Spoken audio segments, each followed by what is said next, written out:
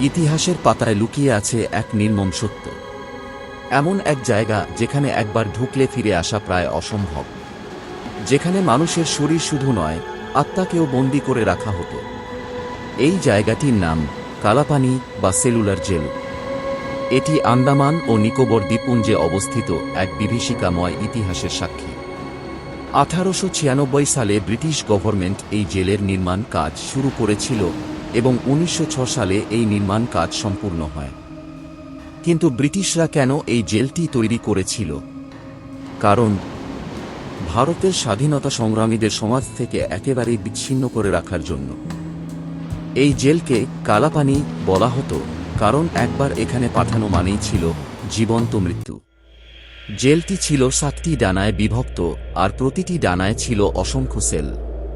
প্রতিটি সেল এমনভাবে তৈরি যাতে একজন বন্দী আরেকজনকে দেখতে বা কথা বলতে না পারে। একাকিত্ব ছিল সবচেয়ে বড় শাস্তি। ভাবুন তো, দিনের পর দিন, মাসের পর মাস একা একটি ছোট অন্ধকার ঘরে বন্দী থাকা কেমন লাগবে? এই জেলে বন্দী ছিলেন বহু মহান স্বাধীনতা সংগ্রামী, যেমন বীর সাভারকর। তিনি এখানে 11 বছর কাটিয়েছিলেন ভয়ঙ্কর অত্যাচারের মধ্যে।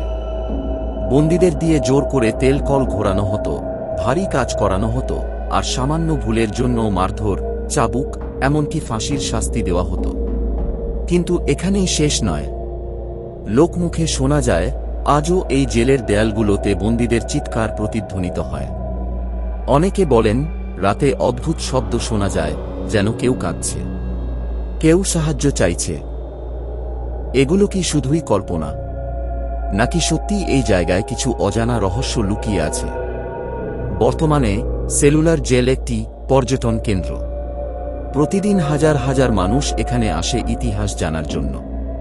কিন্তু যারা এখানে রাতে থেকেছে, তাদের অনেকেই দাবি করেছে এই জায়গায় এক অদ্ভুত শক্তি রয়েছে, যা ব্যাখ্যা করা যায় না। একজন পর্যটক বলেছিলেন, আমি যখন একা জেলের ভেতরে হাঁটছিলাম, হঠাৎ মনে হলো কেউ আমাকে অনুসরণ করছে। আরেকজন বলেন, রাতের নিস্তব্ধতায় হঠাৎ করে কারো কান্নার শব্দ শুনতে পাই।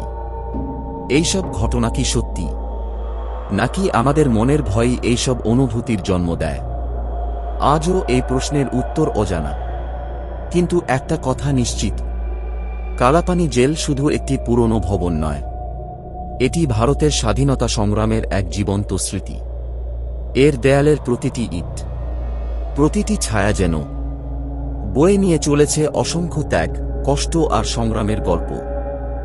এই রকমের ভিডিও আরও পেতে চাইলে লাইক করুন, নতুন হলে চ্যানেলটি সাবস্ক্রাইব করুন এবং কমেন্ট করে জানান আপনি কি ভূতের গল্পে বিশ্বাস করেন।